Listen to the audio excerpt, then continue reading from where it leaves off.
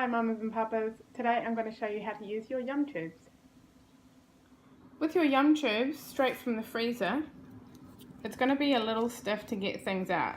See, you can't quite get the lid off, especially with the thick mixture. So what I tend to do with these is just leave them in a bowl of hot water for not very long, a couple of minutes, just to loosen the sides, and then you'll be able to pour that right out. Alternatively, leave it in the fridge overnight, and then it'll be a soft mixture and you can squeeze all the way down the tube into the dish and feed straight from that, or of course you can feed straight from the tube. Another great thing with these is I've travelled with these in a cooler bag with some ice packs, knowing that I've got several meals for several days, and I've just kept them in the freezer, and as I've needed them, just defrosted in each meal. So they travel really well. You do want to make sure though with these that you don't overfill. See how the lid here is fitting tightly to the top without a gap in between.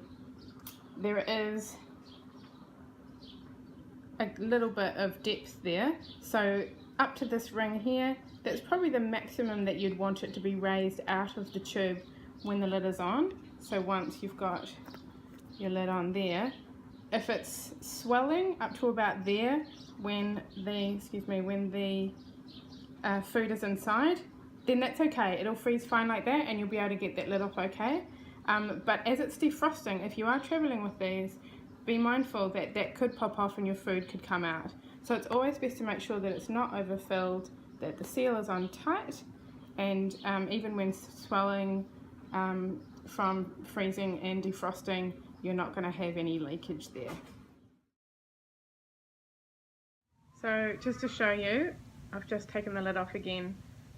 This is a full yum tube, and see there the colour differentiation. You can see that there's enough space for this lid to go in nice and snugly and without any food popping out the top. You might want to sometimes release a bit of air just by pulling the top there, letting some air out, and then sealing it up tight. And then that's going to freeze nice and solid and not have any leakage as it's defrosting either.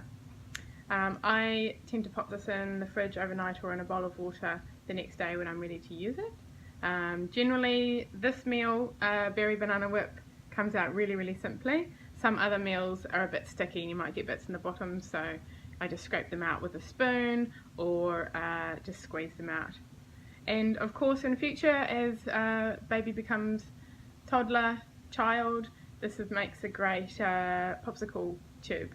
So definitely once you're stopping using them for purees, homemade purees, do let them make popsicles and have some for their friends.